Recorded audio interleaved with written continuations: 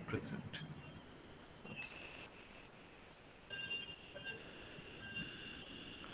Okay. So in the last class, I had been discussing the employment, the trends in employment in India, and I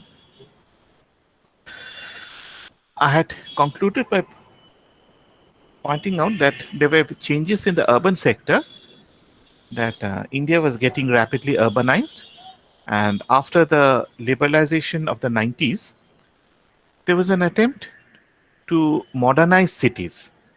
Okay, I mean, foreign investment, foreign uh, capital was coming in, and it was necessary to rebuild the cities in order to cater to the needs of the foreign investors. And simultaneously, India's growing middle class also was developing new tastes, westernized tastes. As a result of this, the cities had to be modernized. Now, this meant that there was less tolerance for the organized sector. Sorry, I wrote organized, but it should be unorganized. So there was less tolerance for the unorganized sector. Simultaneously, cities were deindustrializing. There was a shift of industries to the urban periphery or agricultural hinterland. That is, the industries were shifting out of uh, within the city to the outskirts of the city, urban periphery, or to the rural areas, to agricultural land. So, what is the impact on urban employment?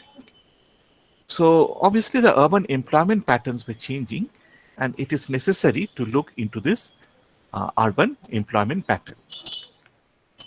Now, if you look at the urban self employed, okay, a very large proportion of the urban workers are self employed. You remember the NSSO category?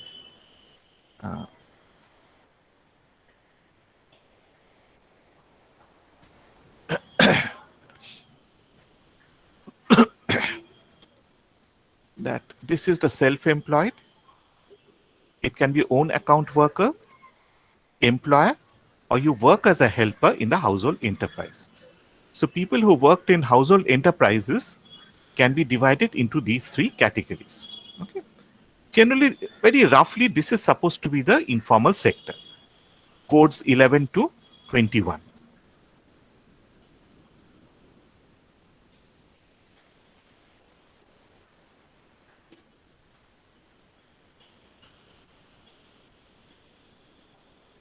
So, if you look at the urban self employed, 85% works in the informal sector, 5% works in formal enterprises, and only 12% are engaged in agricultural activities. If you, well, you may ask that how can we have agriculture within cities? Well, for instance, in Calcutta, the Dhapa area, that has some agricultural enterprises, but otherwise, generally, the agricultural operations takes place in the urban periphery, in the towards the outer boundaries of cities. Now, out of the self-employed, 74% were own account workers. Okay, that is, they were not hiring other people. So that means it's a very small enterprise.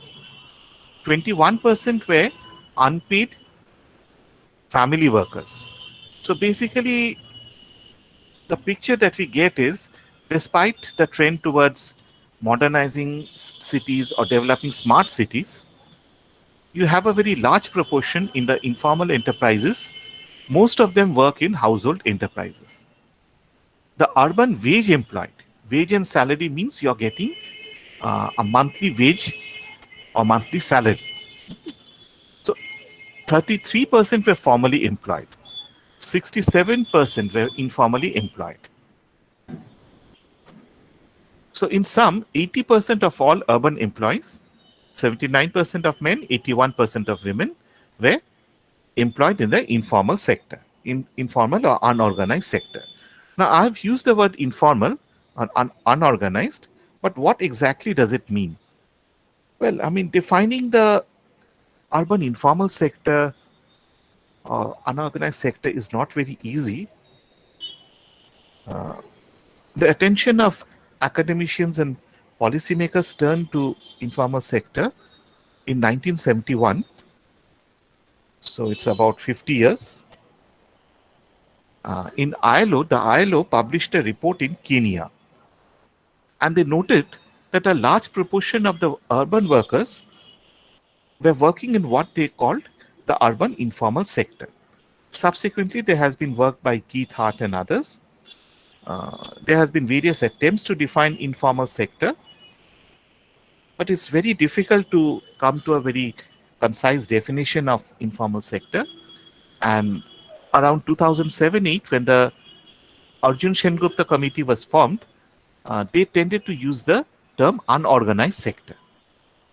So I'll leave it to you to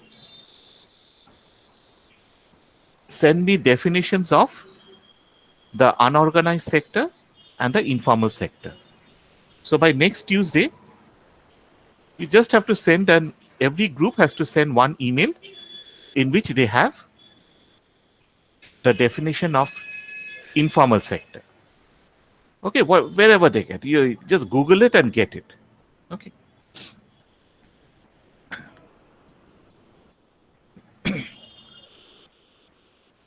If we try to classify the workers, urban workers, by their occupations, we will see that most of them are in non-trade services for men and trading for and trading.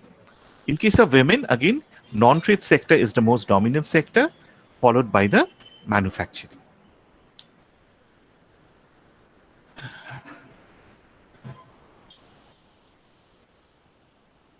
Okay. At the same time, what we see is, if you look at their four basic groups: domestic workers, home-based workers, street vendors, and waste pickers. In 2009, the NSSO developed these four new categories. These four categories are becoming more important over time.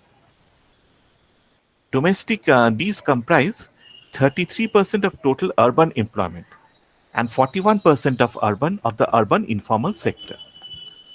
The home-based work was the largest sector, okay, followed by street vending. So street vending means that you may not have a fixed location. If you go to Dalhousie, for instance, in the foods, you have a lot of people who are selling food. They are making the food and selling them through stalls. Do you think that they have a fixed location, or are they moving?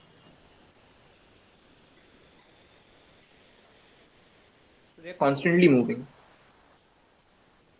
Yeah, who agrees with Arathrik? Yes, they're moving. Are they really moving? যখন college খুলেছিল No, তোমরা sir. কার কাছ থেকে ফুচকা খেতে? ফুচকা খেতে তো?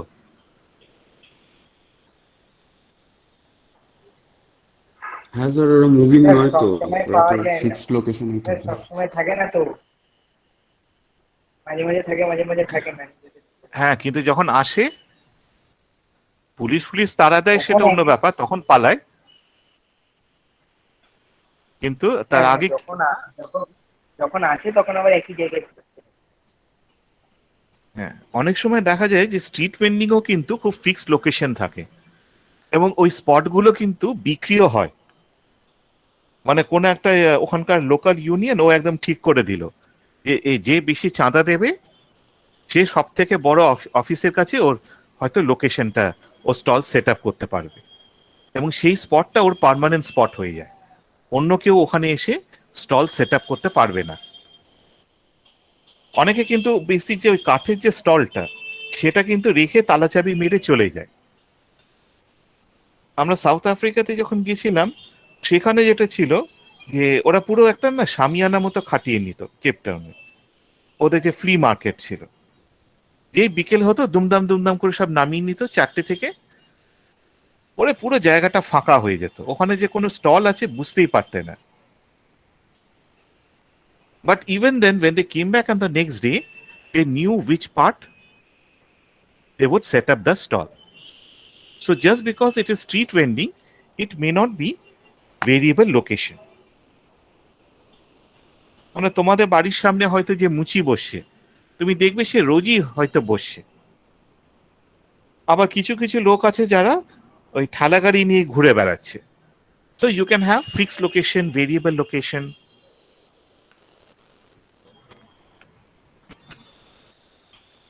So it is expected or projected that between 2010 and 2030, an additional 250 million persons, most of them who will come from rural areas, will join the urban population in India. Okay, তোমরা Harris Todaro model করেছো তো?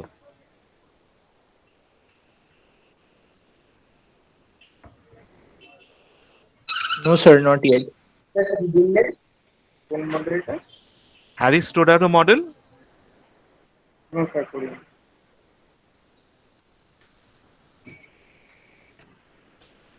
Okay.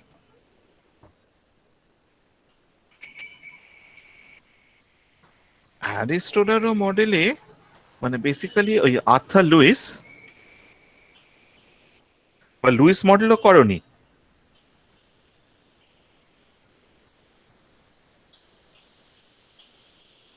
না sir, Luis মডেলটা মানে explicitly আমরা করি।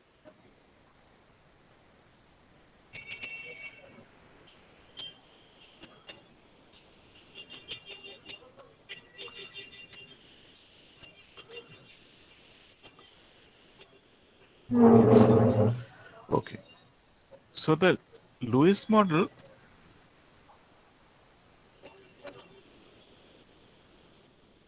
is something like this.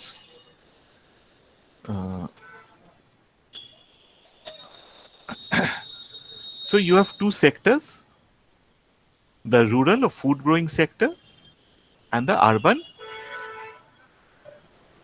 sector. Okay. In the urban sector, you have a standard marginal product curve. So MPL is positive, but the second derivative is negative. In the rural sector, the marginal product of labor is constant because you have surplus labor. So we can draw the marginal product in the urban sector like this. It's a vertical line.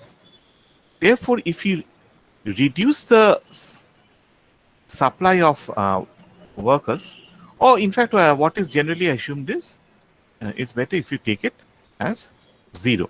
Okay. Achha. So this implies that you can withdraw labor from the rural sector without affecting output.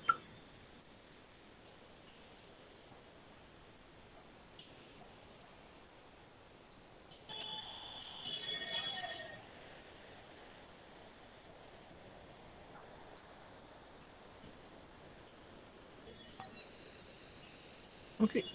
Now what happens is, so actually this is the marginal product in the rural sector. Okay, it's like this.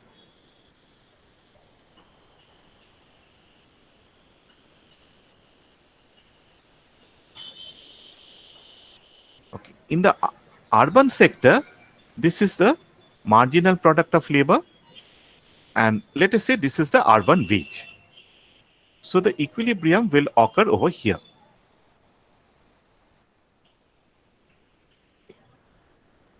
Now, if you have a situation when, when the rural wage is less than urban wage, people will migrate from rural to urban areas. So you have rural to urban migration. Now, when they migrate, there's a reduction of the rural labor force, but output is not reduced. So you have a surplus.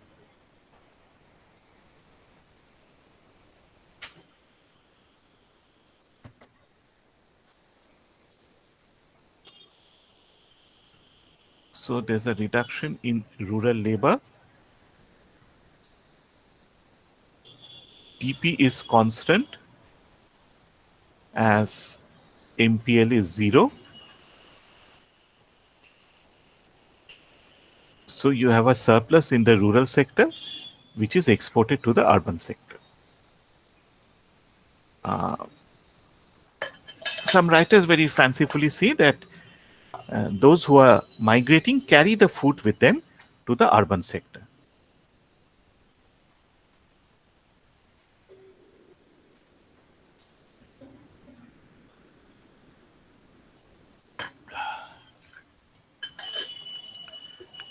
Then what happens is, in the urban sector, there is the demand for labor, the supply of labor goes up, therefore the wages fall. Okay. So what will happen is, the wage is going to come down like this in the second period. But initially there will be migration. So this process will continue until rural and urban wage is equal. Okay, then the migration will stop.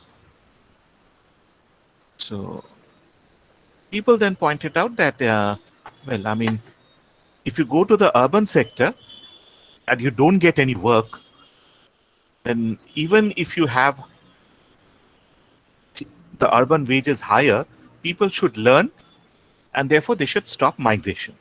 So Harris and Todaro said that instead of a rural urban wage difference,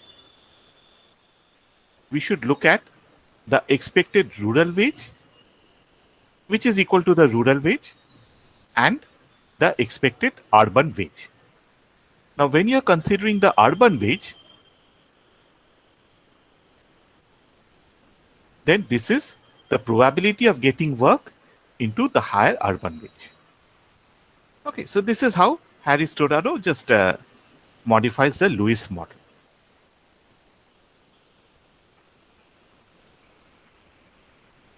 So this is Arthur Lewis of the Manchester University. And then Harris and Todaro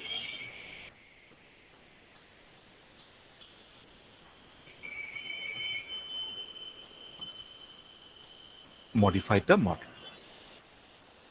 So what was happening is that many people are migrating from rural areas and joining the urban population and workforce. So if, as long as this process is going to continue, the urban sector has to adapt. Okay, you can't keep these people unemployed. It's difficult for them to go back. Now the problem is, given the current scenario, the employment prospects are not very good. We have to remodel the cities, remodel the production process in the cities so that you have a labor intensive growth. Otherwise, urban unemployment is going to shoot up. See, if you look at the newspapers nowadays, people are talking about urban renewal plans. How to remodel the cities so that we have a cleaner environment, we have better access to water, sanitation, health services. These urban renewal plans also have to incorporate the issue of employment generation. Otherwise, if you're just going to have people coming in, pouring in, and they become unemployed, it's going to vitiate the physical environment. I mean, poverty means that slums are going to develop where you have very unhygienic conditions. Simultaneously, you're going to have social problems, crime, drug addiction, etc. So instead, I mean, it's very difficult to stimulate the formal sector to become labor intensive. If you look at, I mean, I remember that when the Haldia petrochemical factory was set up, people went up and said, there was a newspaper, there was a interview on the one of the news channel, And the compare asked that, okay, so the petrochemical factory is going to be started. Not a petrochemical, it was some other factory. So the factory is going to get started. So how many thousands of workers will you employ? And the owner said, look, this is a modern day mechanized factory. If you employ 450 people, you can consider yourself to be lucky. Similarly, I mean, except for the service sector, if you think about manufacturing, this is extremely machine intensive. So the prospect of employing labor is limited. Therefore, you have to turn to the urban informal sector. So rather than destroying her, you have to we have to think of ways of promoting the urban informal economy so that these migrant workers can be absorbed. Now, Sir, in the last, yes, sir, could you stop on that slide where you wrote down the equations for the Harris-Todaro model for a second? Yeah, could you stop here for a second?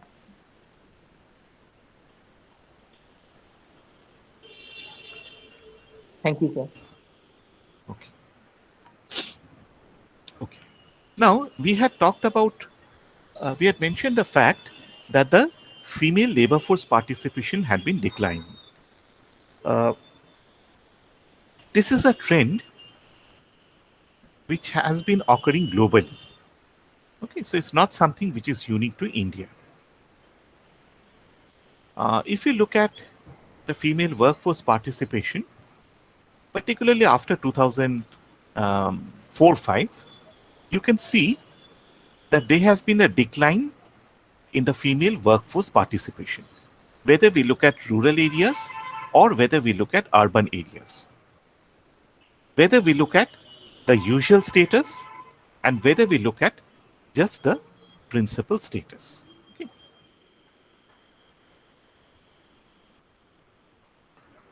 So, in fact, what happened was when the liberalization program had been introduced, there was a drop in the, there was a very sharp decline in the workforce participation. But then in 2004-5, you can see over here, it has increased slightly. It has increased from 29 to 32, 23 to 24, 13 to 17. So people expected that, okay, it's going to go up. This is the cost of liberalization, the short run cost. In the long run, the growth rate is going to accelerate and employment opportunities are also going to go up, including opportunities for females. But if you look carefully from here, 1983, it's a downward trend, right? 24 to 20, 15 to 13, 12 to, well, this is almost constant. There's a downward trend in employment. And this has been occurring for a pretty long period of time. I mean, the only aberration was, you can say, 2004-5, when there was a very sharp increase. To some extent, 93, 94, but only for this year, not for the other lines. So, except for 2004-5, you can see that there's a downward trend. Another important fact is that if you look at the subsidiary status, the principal status, what does the principal status mean? How do we find out the principal status in the NSSO study? Rupasri?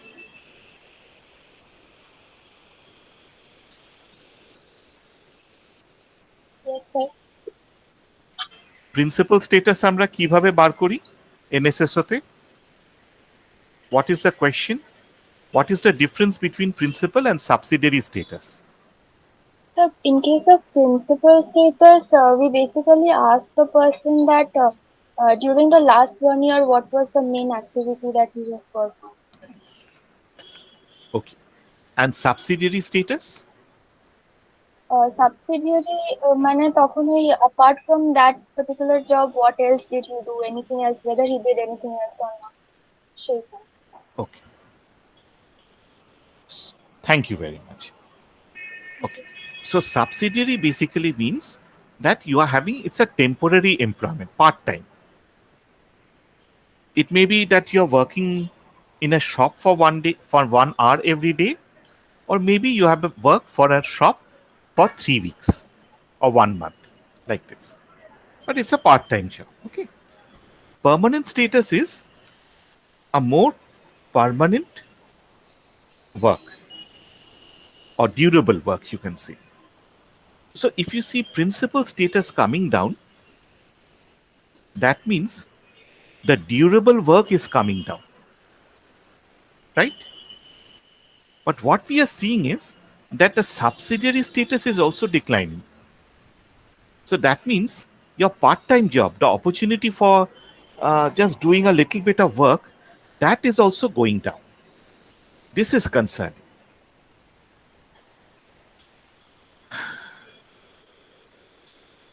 So after the reforms in the of the 90s, there was a increase in 2004-5, and then we are having a sharp continuous, the decline is continuing.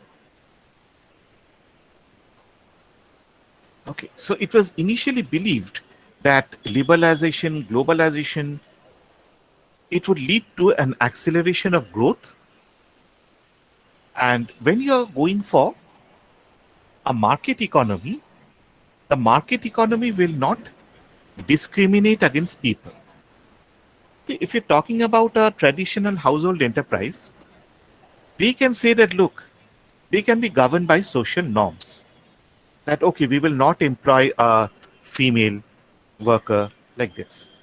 But when you're talking about an enterprise which is guided by market forces, they are simply going to look at efficiency. Who can do the work for me at a low wage? It was anticipated that the females would get more employment opportunities. But if you look at the data, we see that this has not occurred. In 2004-5, there was a apparent revival, but this was mainly driven by an increase in self-employment, which is not a very good form of employment.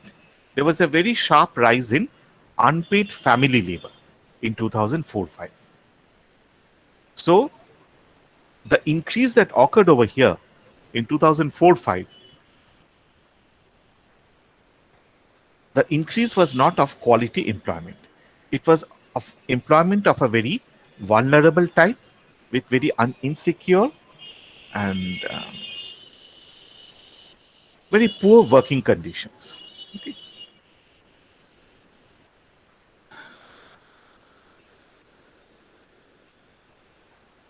So what was happening is, in this current millennium after liberalization, there was a realization that the opportunities for self-employment was decreasing. It was decreasing for both male and female workers. And if it decreases for male workers, what will happen is they are going to outcompete the female workers and push out the female workers. So what happened was, if you're not getting any work, proper work, in 2004-5, possibly people somehow, it was a desperate attempt to join the family enterprises and somehow increase the household income. You know that the household income, the households can set up enterprises in different ways. Murshidabad, the Bidi enterprise. In Calcutta, many houses make thongas, paper bags. Right? So they buy a lot of paper, they buy some gum, and the entire family sits together and they make the paper bags. There's other very small time work. It's piece rate. You know what piece rate is, right? Shivani, piece rate কাকে বলে? What is the difference between our time rate and piece rate labor?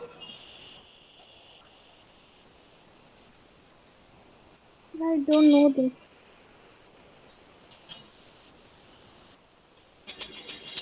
Guess করো, piece rate, time rate, নামটা দেখে কি মনে হচ্ছে?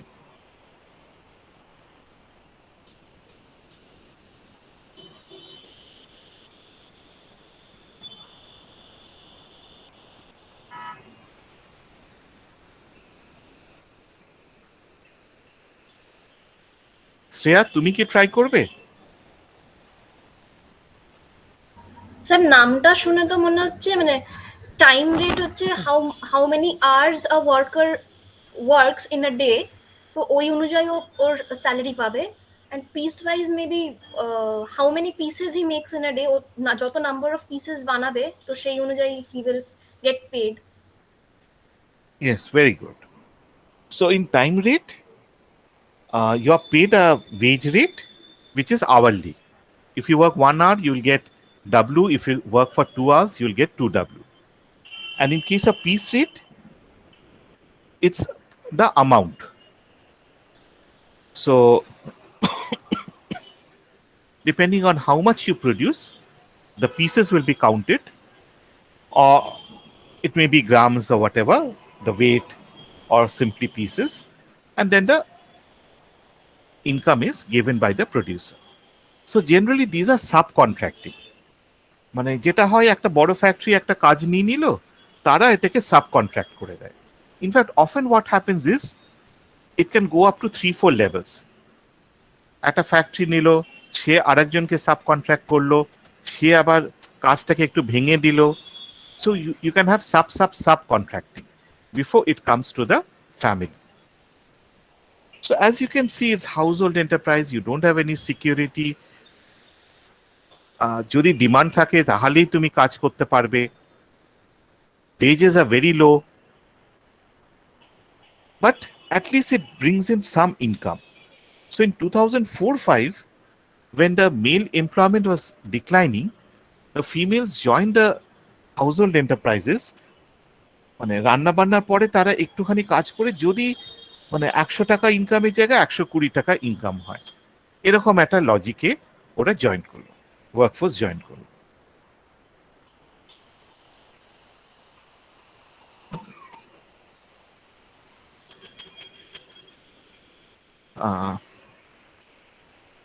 But overall, if we exclude this year, you can see there's a very sharp, there's a decrease, a persistent decrease, as you can see from the trends. Now, if you look at rural employment, I'm talking about the female workforce, then there's a long-term downward trend in the workforce participation for rural areas also.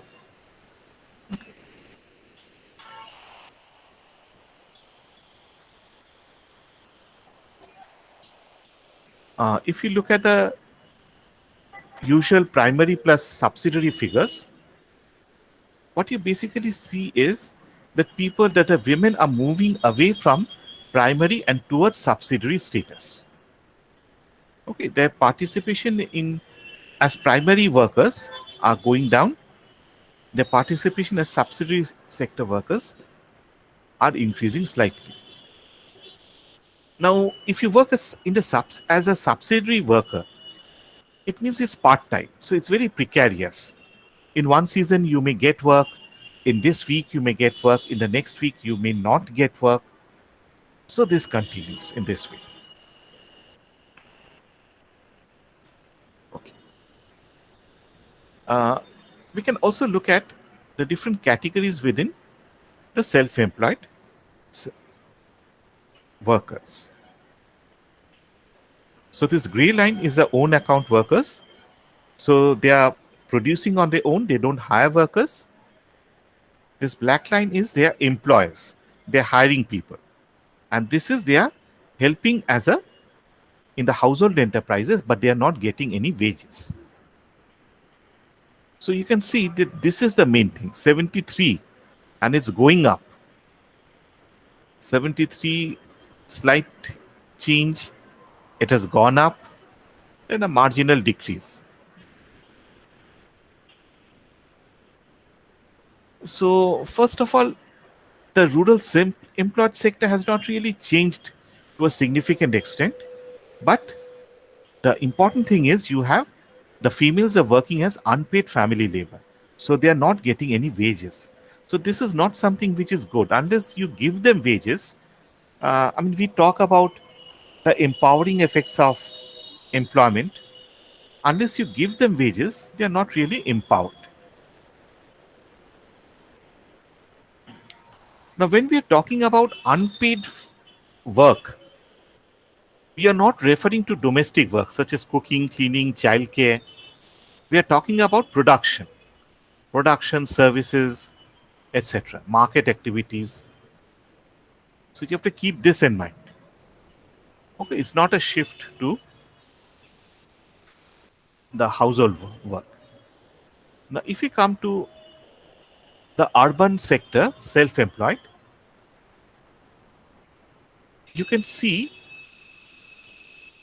that both these two sectors, own account workers and unpaid family workers, that is very high. Moreover, if you look at the first year, own account workers are 52%, unpaid family labor is 46%. But in the last year, this 46 has decreased slightly, this 51 has increased. So in the urban sector, there has been some changes. Own account workers have gone up, unpaid family labor has come down. This is again in the this is for the total. So agriculture, you can see that the participation of women in agriculture has fallen sharply. It has gone up in construction. It has also gone up for the other services category. So given these trends, do you think that employment will empower women?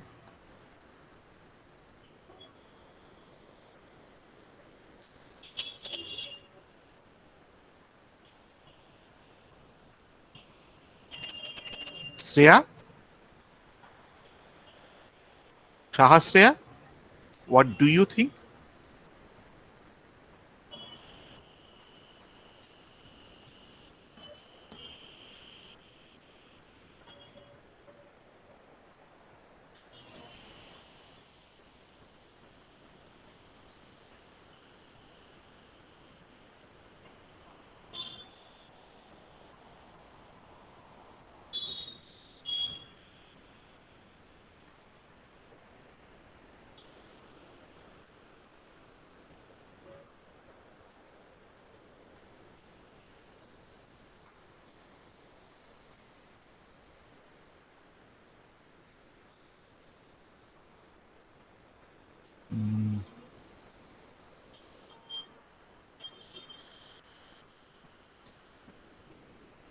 Lakshadweep?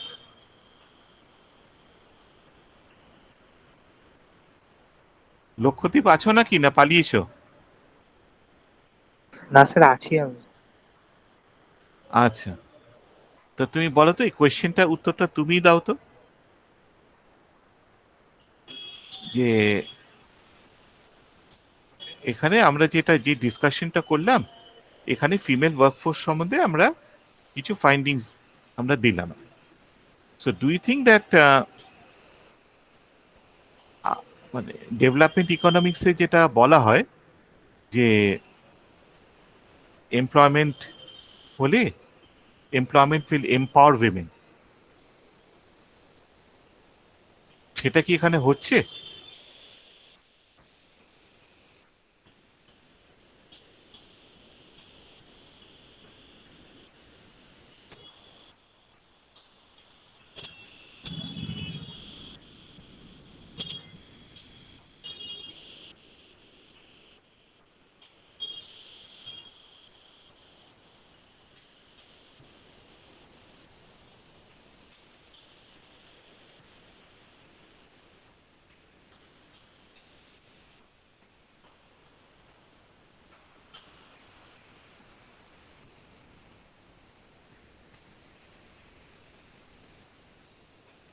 ও অ্যারিস্টোটালটা চলে গেল না?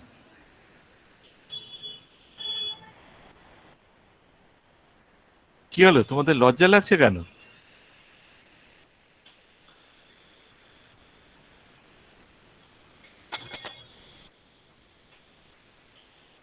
অরাত্রিক? Yes, sir. Yeah, so I'm asking that it is commonly believed that employment empowers women. So, given what we have discussed so far, do you think that women are getting more empowered? Sir, in the previous slide, you showed us some figures in terms of participation in terms of agriculture and construction, the trends. Sir, so both of these sectors, I mean, there's a question of job security, particularly for agriculture. At times, like the employment for women or men, in fact, in these sectors could be seasonal, so it's not very secure. That's one point. Secondly, in terms of if you come to construction, the trend was that the share of women participating in agriculture over the years has gone up. Now, again, there is the question of like accidents occurring during construction projects, and we are not aware of what sort of facilities for insurance are available to the women employed. So, Are we just not because, sure of it? sir, I mean, are there institutional mechanisms for each and every worker? That's the question. If there are, it's No, what a is much- your impression? I Do think they have insurance? no, I do not think every worker is covered, and that's the concerning bit. So, না, and every so, ওয়ার্কারের কাছে তো কখনোই হবে না, but what do you think is happening to the majority? sir, even if the majority have any sort of insurance for these sort of accidents, it's a very nominal amount, and even their wages over a significant time period would লক্ষ্যদীপ, not cover. তোমার কি মনে হয় insurance আছে ওয়ার্কারদের? Construction এসব সেক্টরে মেয়েদের insurance আছে?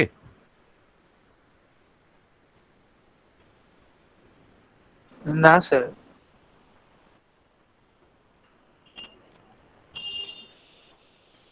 আর্থিক, লক্ষ্যদীপ is ডিসএগ্রিং with you.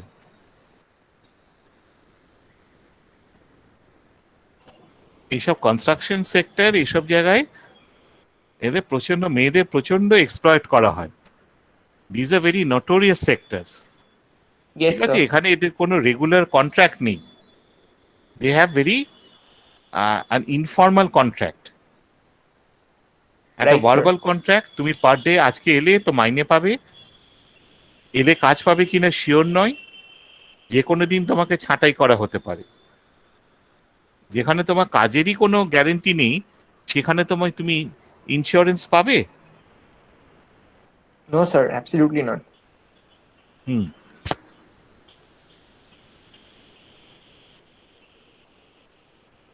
So we are seeing that employment is occurring in the rural area mainly as unpaid family labor.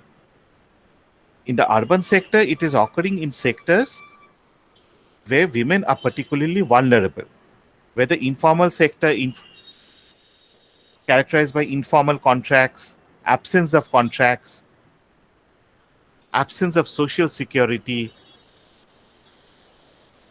absence of proper working conditions. So as a result of this, it's very unlikely that women are going to get empowered from this employment. Now, finally, we come to youth employment. If you look at youth employment, you will see that obviously this is a very large proportion here. So over here, he has just taken it for different age groups. So you can see it's pretty low. Labor force participation is very low, pretty low for in the 15 to 19 age group. Okay, it's going up slightly. It's going up in the 24 age group. Why is this? Why is this trend low? Can someone say? Explain. Dorpok? how Yes, do we sir. define labor force participation?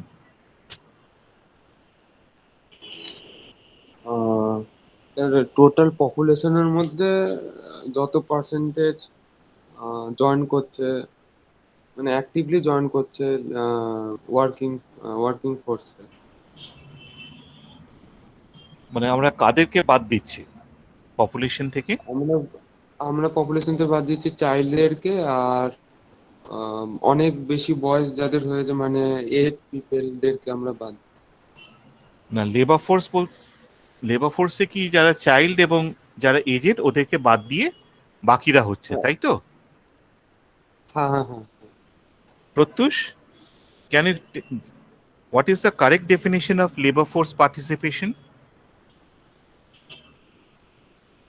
Sir, in labor force participation, we consider the population, those who are above 14 years of age and 14 to 60 years of age. We do not count those who are between 6 to 14 years and above 60 years. মানে এই দুটো age group বাদ দিলেই হয়ে যাবে? Labour force participation কিভাবে And- estimate করব? Sir, employed plus unemployed means those who are currently not engaged in some work, but they are seeking work. Okay, so all those who are either working or Those who are seeking employed- work.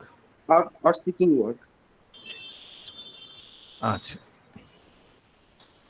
তো এখানে বলো তো যে তোমার labour force পার্টিসিপেশনটা 15 to 19 গ্রুপে কেন এত কম?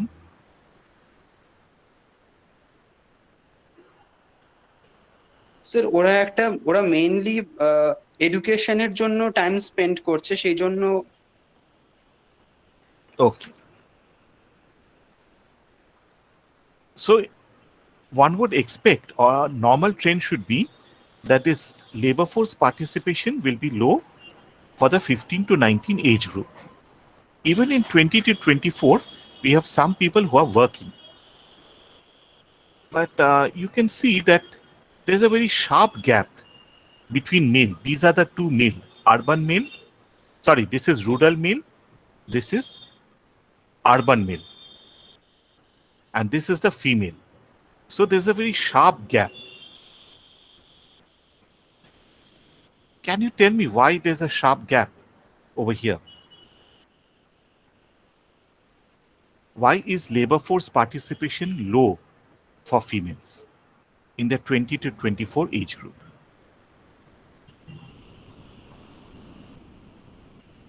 Sir, because of, sir, do you mean in the urban sector? Both. It's true for both rural and urban. Sir, childbirth possibly. How? Explain. So obviously, if a woman has to take maternity leave in order to have a child, she cannot participate. Take maternity leave. I mean, you get my point, sir.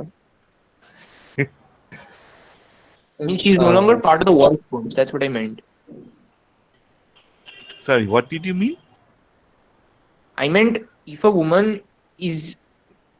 has to bear a child, then she's no longer part of the workforce. She has to withdraw temporarily. So possibly that's the reason. But how long do you think that women withdraw themselves for to bear a child? Sir, for a number of years. If they're working for unpaid family workers, they may just take 2-3 days off. It's not like in the formal sector where people take leave after 6 months.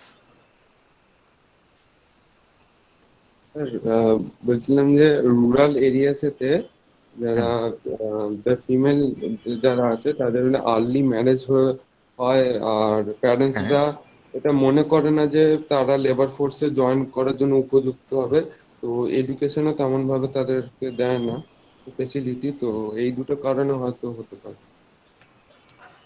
হ্যাঁ, সেটা হচ্ছে যে মানে 15 মানে in case of females, marriage occurs at 17 to 18, and the initial role of the female is But here there are two factors at work. One is social conventions.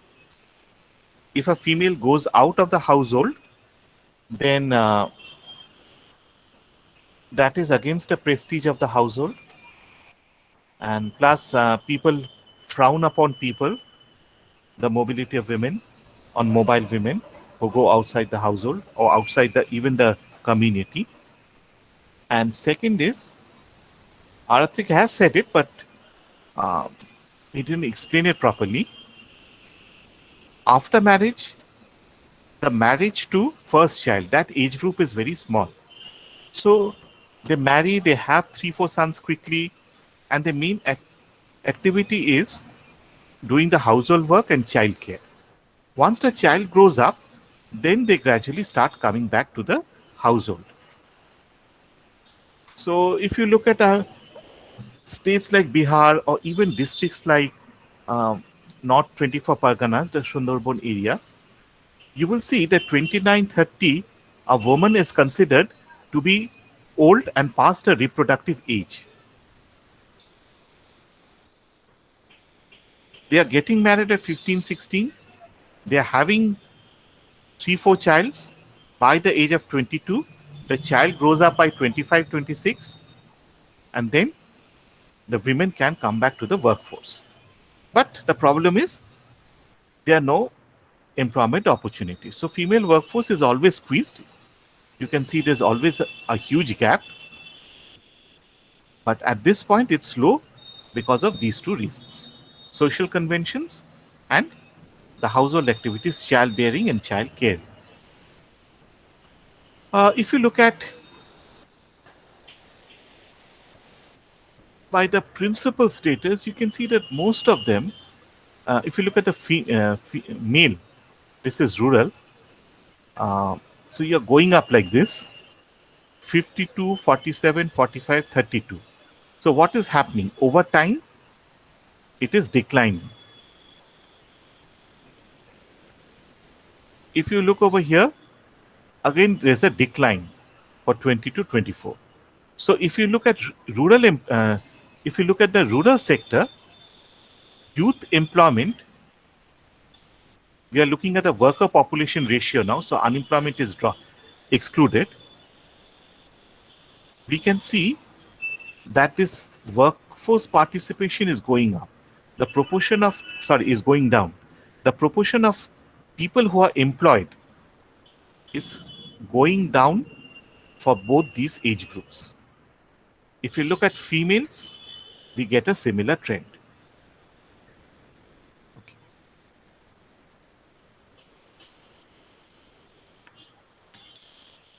Now, if you look at across education, it's very confusing, but just look at this part. Remember, HS means 12 plus 6 plus 12, 18. So you can see that if you're becoming more educated, the workforce is declining. You're remaining behind in school. Okay.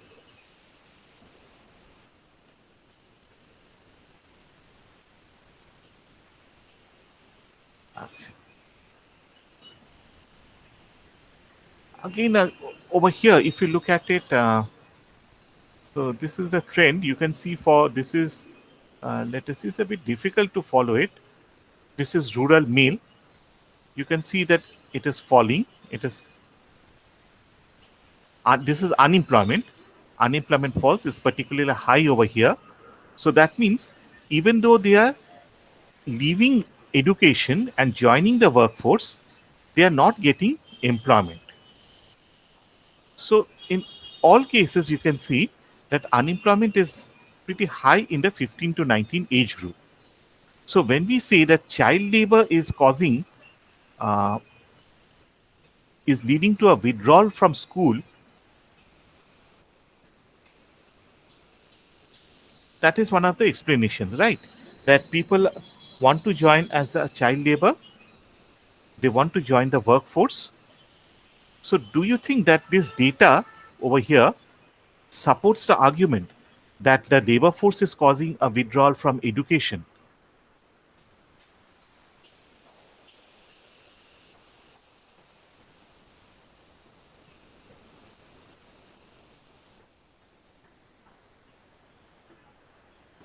No, sir.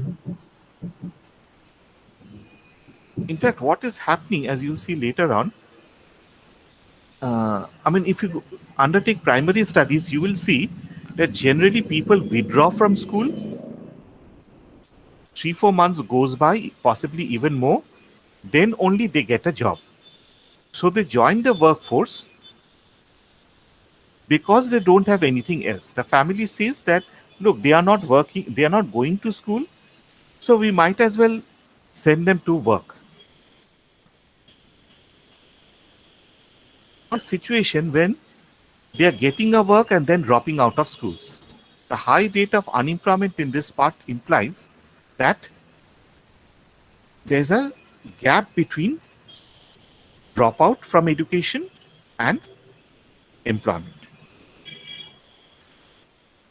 So possibly what is happening over here, that the school education that they're getting is not really training them for the labor market. That is one reason. Second is they are also facing competition from the aged. As the Indian population is aging,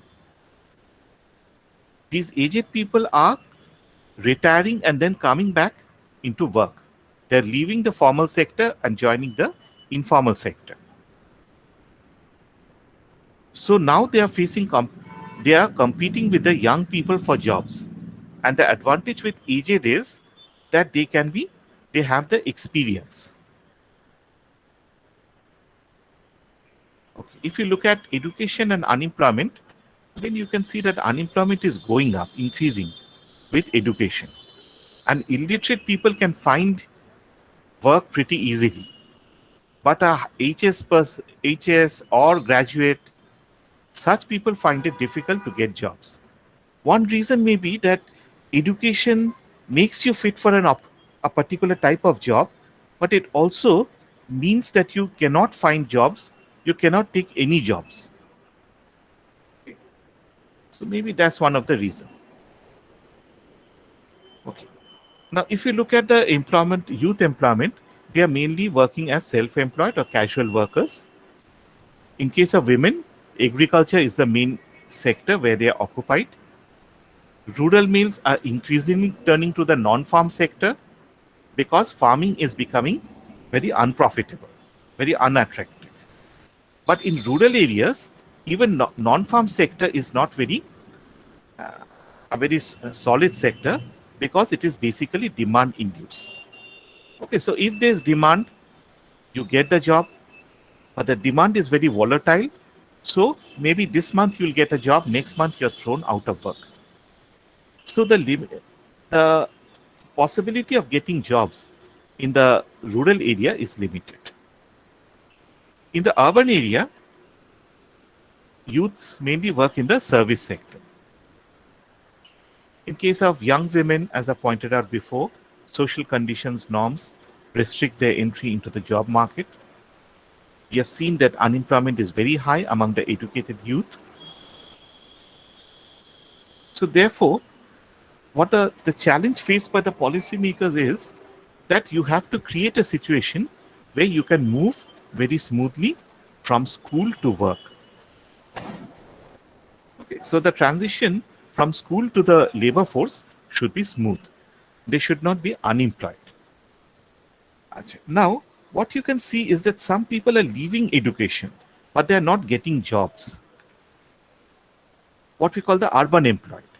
Now, this is becoming an increasingly important sector, and the UN has called this, such people, NEET, not in education, employment, and training. How is it different from unemployment? Or is it the same as unemployment? Can you tell me? Sir, it is sort of similar to involuntary unemployment. That is, individuals are willing to work at a prevailing wage rate, but they're not able to. And in this case, these individuals may have the educational capabilities, but maybe due to improper training and lack of the applicability of their skills in the job market, they're not employed. So it's not completely different from voluntary unemployment. My mistake. But yeah. No, so what is it? Voluntary employment or involuntary? So it's sort of similar to involuntary unemployment. What is the difference between voluntary and involuntary? So involuntary, like I said, individuals are willing to work at the prevailing wage rate, but they're unable to. And in case of voluntary, they're just not like willing to. They choose not to work. So it's not really unemployment in the economic sense. If you use the macroeconomic definition, they are not willing to work. It's simply that. No, what NEET is, NEET includes the unemployed workers, but it also includes the workers who don't want to work. So you're not doing anything, but you're not willing to work because of many reasons. Your health may be bad, you're very poor, you feel that you don't have the qualifications, the contacts, or you may feel that you're being discriminated against in the labor market. So you see that, okay, I don't want to continue with education, but I will not try to seek work also. So NEET includes voluntary employment. Okay, so NEET is involuntary plus voluntary employment. When I'm talking about unemployment in the economic sense, it is only involuntary unemployment. But NEET includes voluntary employment. Sir, so Yes. NEET is equal to population minus the workforce. No, because you may be studying in school, Okay. not in education, right? You may be educated, or you may be uh, undergoing some training. Then Yes. it's okay. Okay, now there has not been, as far as I know, there has not been any study of NEET in India before. One of your seniors had done some work in his postgraduate project. So I'm giving the figures from his work. So he had used two definitions of NEET. The two definitions vary in the sense that household work, how is household work treated? I mean, in case of females, the female may be engaged in household activities, cooking, etc., looking after family members. So should we include them within NEET or not? Definition 1 includes them within NEET. Definition 2 doesn't include this category within NEET. Okay. So you can see that the proportion of NEET is pretty high. 11.36 crores. 7 years it has decreased slightly, 11.22. The percentage, in percentage terms, 1/3 of the rural people are in this category.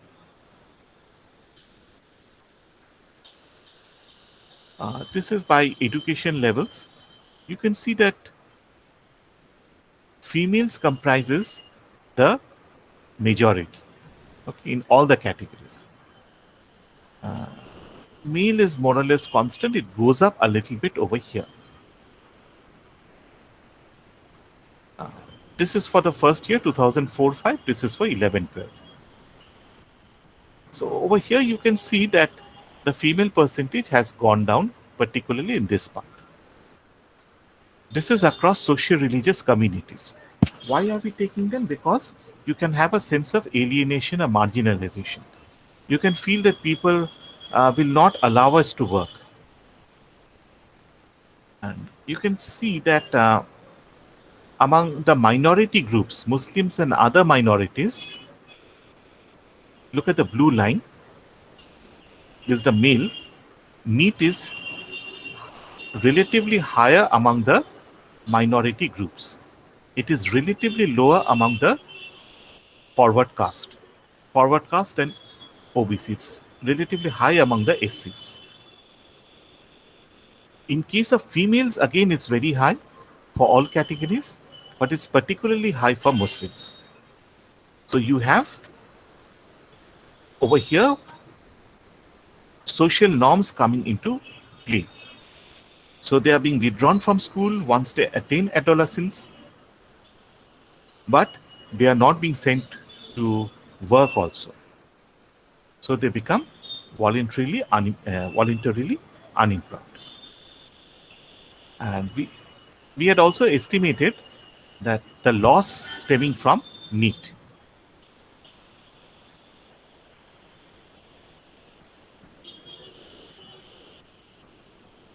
You can also see this loss stemming from NEET, and you can see it's pretty high, 1.38% of GDP. In 2011-12, it has gone up to almost 7% of GDP, which is pretty huge. Okay, so NEET does impose a cost on society also. It's just not a social problem, but also economic problem also. So I have finished employment also. So I have already sent you the links to the different material. So please download them. I don't want to clutter my drive. After Sunday, I'm going to remove the links. Okay.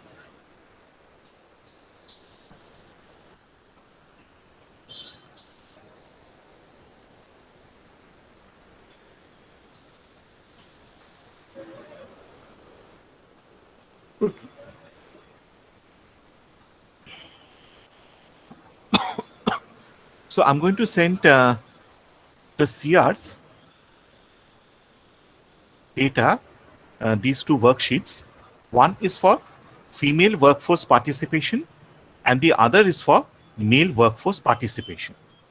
So every group has to take up 2 countries. I will tell you what countries you have to take up.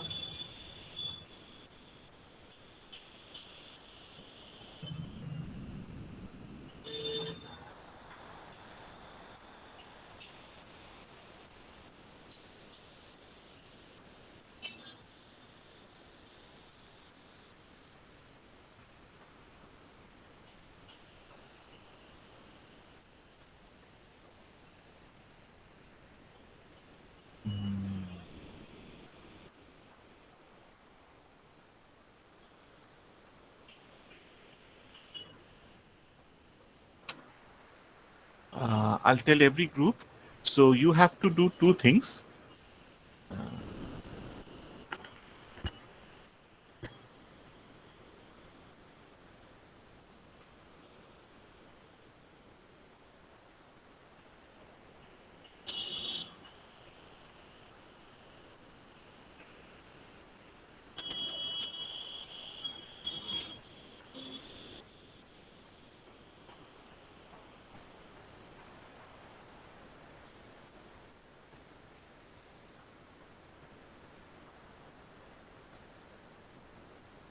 So I'll let you know what the 2 countries are for each group. So you have to analyze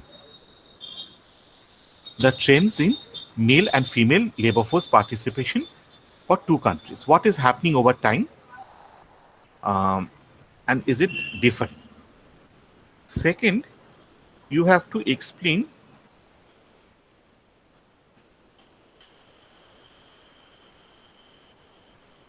or you have to regress female labor force participation on GDP per capita and its square. Okay.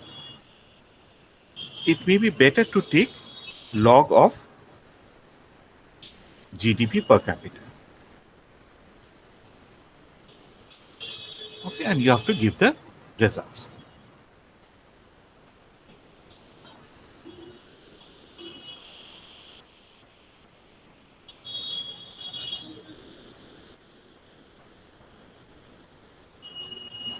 Sir, do we select the countries or do you like assign countries to the groups? No, I'll assign them. I've shaded them yellow so that you can find out very easily. And most of the countries have pretty good data. Okay, okay, sir.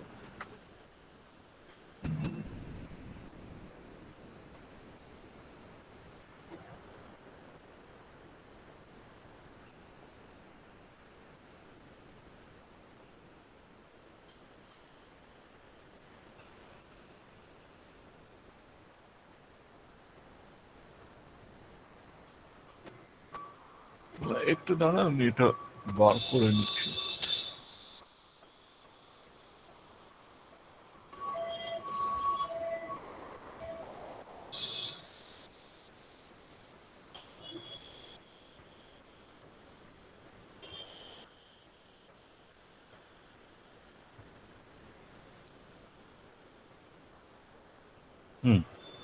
এইটা। Okay, so the groups.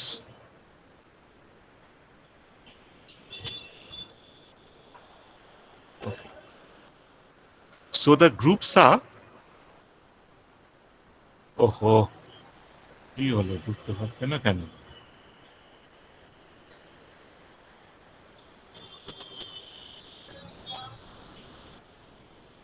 Okay. So the groups are Belgium and France for Group 1, South Africa and Egypt for Group 2, UK and Germany, Group 3, Group 4 is Japan and Korea, Group 5 is Australia, New Zealand, Group 6 is Brazil, Argentina, and Group 7 is US and Mexico.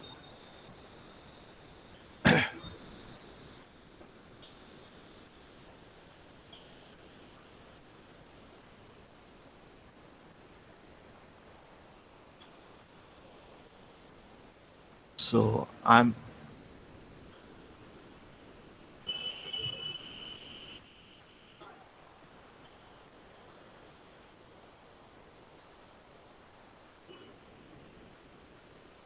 mailing the groups to you.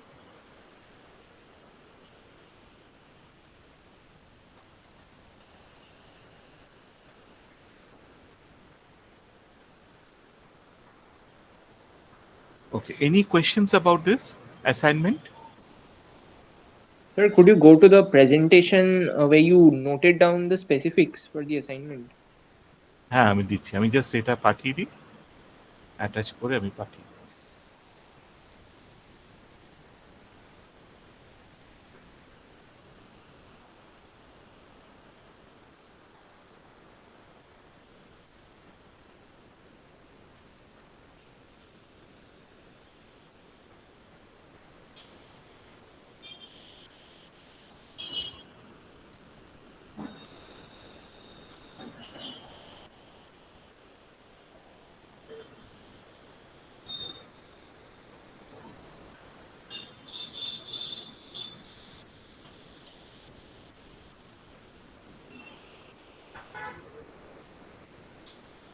So I'll be sending the matter to you.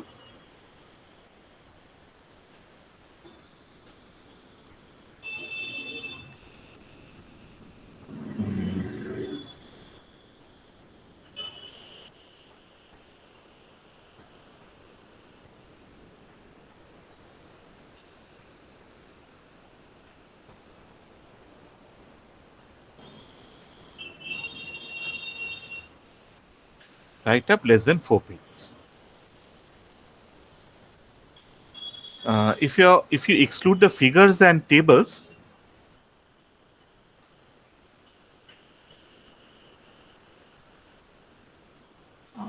within 2 pages, I would say within 2 pages. Plus cover plus.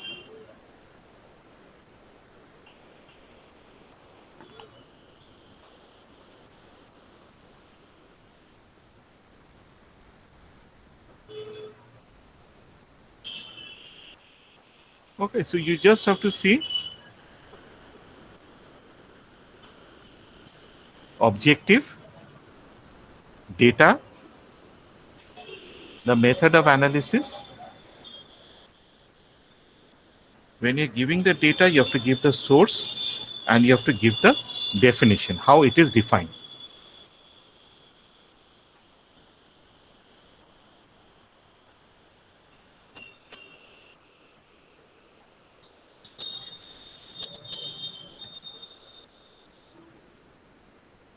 See over here,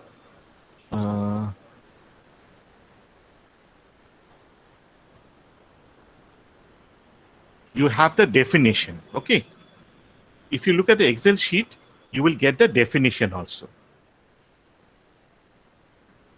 So you have to give the definition, you have to explain the difference between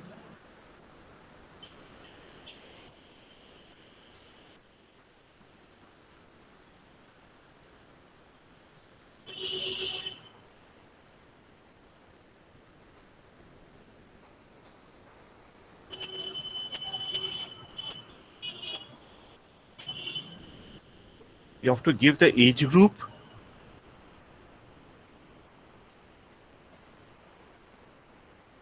okay, then you have to give the method.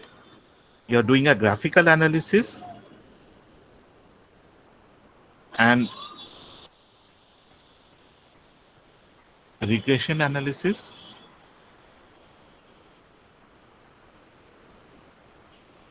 Results, and in conclusion, you just sum up. Okay.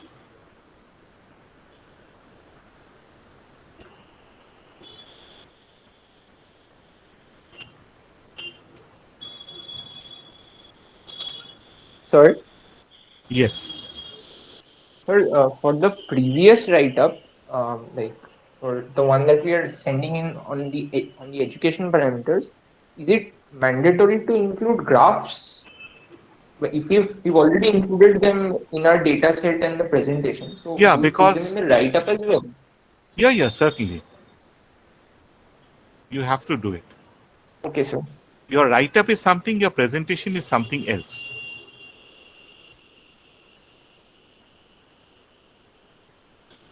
Okay. Okay, sir. Okay, sir. So I'm giving you the data. You just have to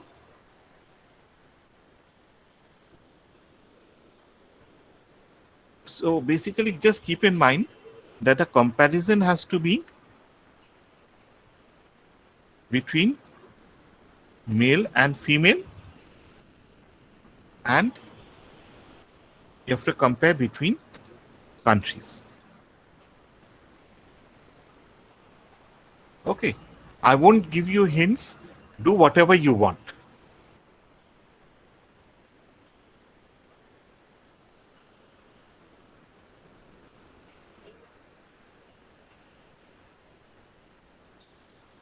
Okay.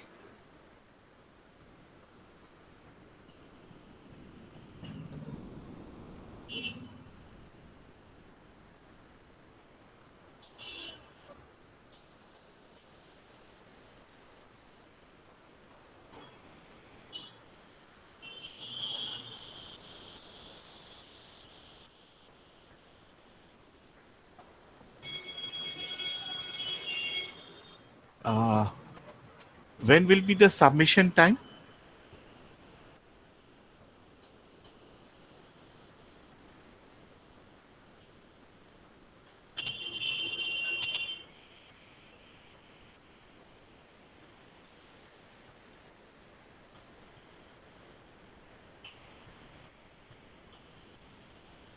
Presentation, let us say 30th. Sir, till 29th we have exams on Thursday, Friday, then again on Monday, sir.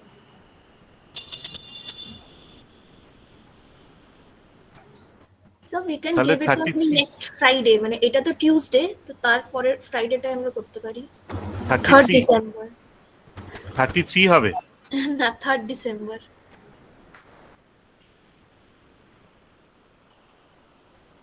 আচ্ছা, আর submission তাহলে 10 করে দিচ্ছি। 10 না, একটু তাড়াতাড়ি করো, তোমরা একটু কাজটা ভাগ করে নাও, মানে একটা গ্রুপকে দিয়ে অ্যানালিসিসটা করাও, একটা গ্রুপকে দিয়ে তোমরা প্রেজেন্টেশনটা করাও, আর একটা গ্রুপ লিখো। হ্যাঁ স্যার ওরম করেই করি। তাহলে তোমার 3 যদি হয় তাহলে 4 5 নয় 7 সেভেন্থ করে দিচ্ছি।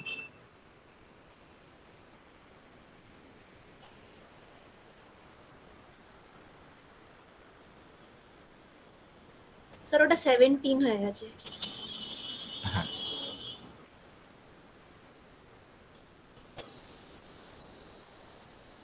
ওকে।